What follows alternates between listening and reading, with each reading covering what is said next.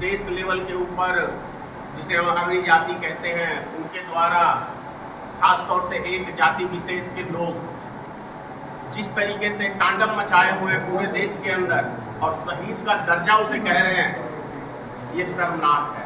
अगर यदि वैसे व्यक्ति को शहीद का दर्जा मिलना चाहिए, तब तो जिन्होंने नक्सलवादी बने या उग्रवादी बने, उनका भी समाज के प्रति कहीं ना कहीं समाज से वो रुष्ट होकर ही हथियार उठाए, तो वैसे व्यक्ति को भी शहीद का दर्जा मिलना चाहिए।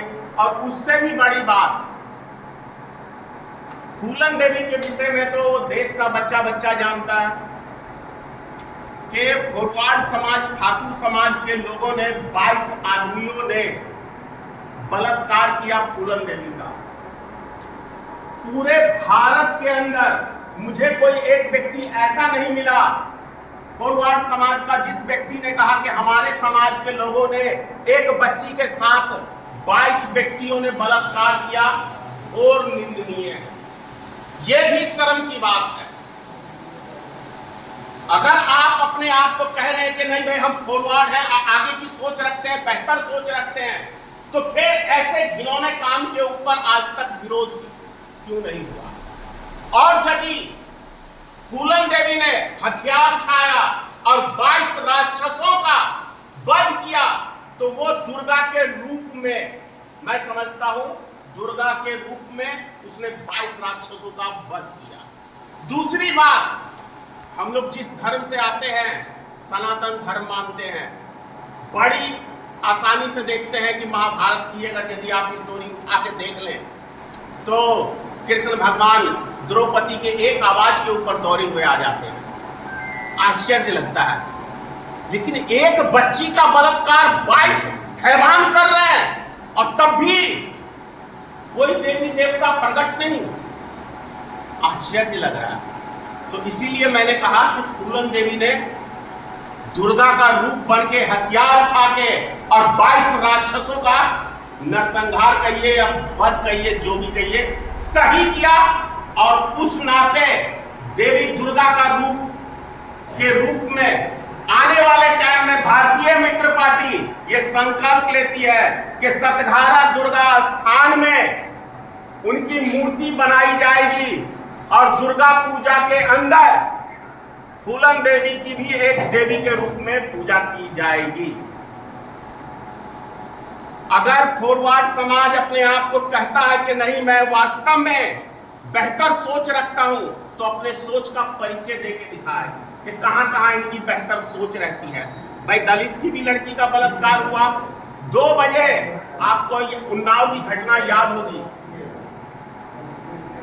हाथरस की घटना याद होगी, किस तरीके से हैवानों ने एक बच्ची के साथ बलात्कार किया और सारे फॉरवर्ड समाज के लोग रोड पे उतर गए उस बलात्कारी के पक्ष में।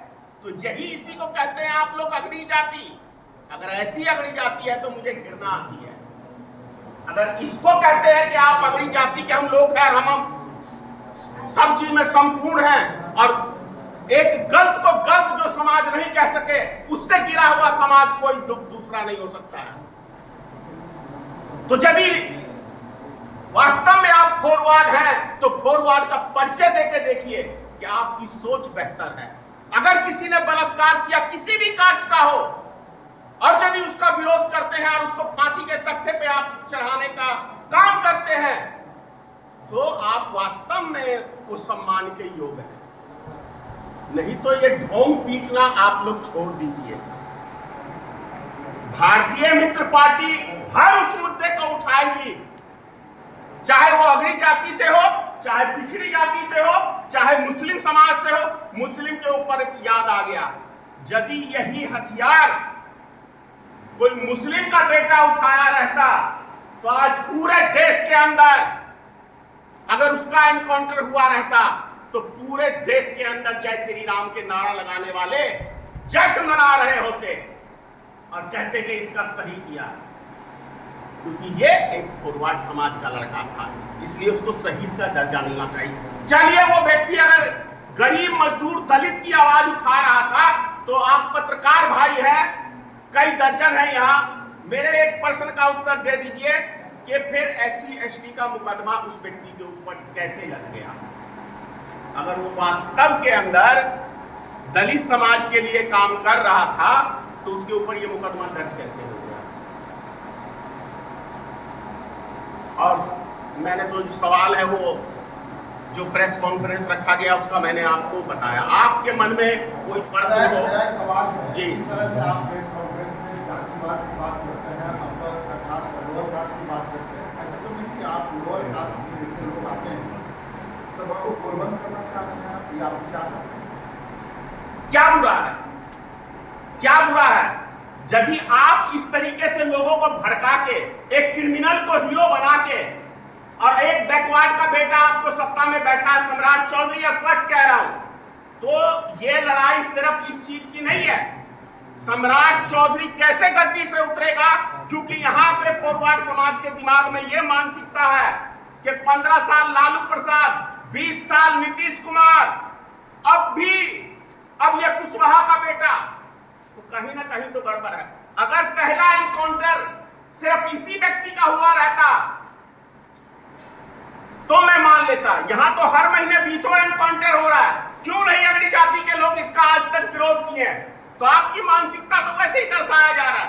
आप सोशल मीडिया पे दर्जनों सैकड़ों ऐसे वीडियो है फॉरवर्ड समाज के जो बैकवर्ड समाज के लोगों को खुलेआम गाली दे रहे हैं कि ये लोग नाली साफ करने वाले हैं, ये लोग मजदूरी करने वाले हैं, इनकी इतनी औकात।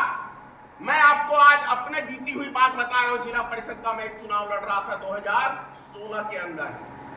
ककरोल के अंदर एक ब्राह्मण के यहां गया, बुजुर्ग थे, काफी एजेड, कहता सब चीज धनेश्वर महतो आपका ठीक है, लेकिन मैं वोट आपको दे दूं ये तो असंभव है। यानी कि सब चीज मेरा ठीक है, लेकिन मैं वोट लेने के आपसे लायक में नहीं हूं, क्योंकि मैं, आपने जो नाम दिया है पिछड़ी जाति का, आपने नाम दिया है। ये जाति पाति की भारत में बीमारी किसने फैलाई है? हमने फैलाई है, कि जिसे हम फॉरवर्ड समाज कहते हैं उसने फैलाई है। आप कहां से, हम कहां से पैदा हुए?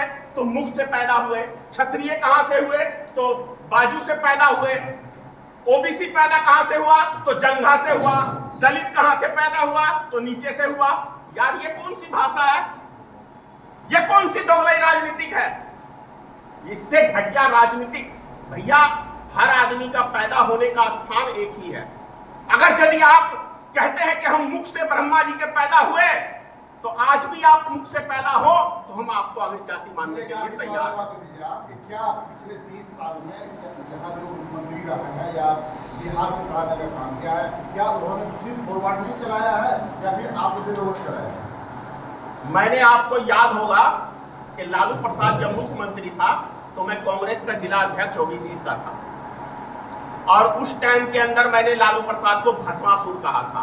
हिंदुस्तान पेपर ने बॉक्स में उस खबर को चलाया था, और अगले दिन करीब 50 यादव मुझे जान से मारने के लिए कांग्रेस कार्यालय पे चले गए थे। तो मैं जहां सही है वहां सही कहता हूं। लालू का मैंने कभी समर्थन नहीं किया अपनी लाइफ के अंदर, लेकिन जो माहौल देख रहा हूं और जो सिस्टम देखता हूं लोगों का, तो याद आता है नहीं, कहीं ना कहीं वो सही था, मैं गलत था। वही चीज अगर सम्राट चौधरी ने गलत किया है, मैं भी साथ दूंगा। मेरा पहला बयान आप देखिए, मैंने दिल्ली से वीडियो बना के कहा है कि यदि उस व्यक्ति ने हथियार डाल दिया है तो उसको काउंटर करने का राइट नहीं बरतना प्रशासन का, गलत है। मैं अब भी इस बात पे कायम हूं कि यदि उसने भरत तिवारी ने हथियार डाल दिया है, उसके बाद उसको शूट किया, मैं कहूं कितना भी बड़ा अपराधी क्यों नहीं है, तो बिहार पुलिस ने बिल्कुल गलत किया है। लेकिन जिस तरीके से वो समाज के लोग एक तरफा लाइन धर रहे हैं और गाली दे रहे हैं इधर के समाज के लोगों को, तो क्यों नहीं मैं भी अपने समाज के लोगों को जगाने का काम करूं? आप ही बताएं। अगर देश में इसी तरह की राजनीतिक चल रही है तो घटिया राजनीतिक है। हम सबको चाहिए, हर हिंदू, मुसलमान, सिख, ईसाई सबको चाहिए, यदि आप भारत की संतान अपने आप को कहते हैं और भारत के विषय में सोचना चाहते हैं, तो सबको एक मत होके और जाति पाति की बीमारी को दूर करके एक साथ कदम से कदम बढ़ा के देश के विकास के लिए हम सबको सोचना चाहिए। लेकिन यहाँ तो हर व्यक्ति अपने अपने निजी स्वार्थ में राजनीतिक रोटी सेकने के लिए लगा हुआ है। और कोई पत्रकार भाइयों को कोई सवाल हो?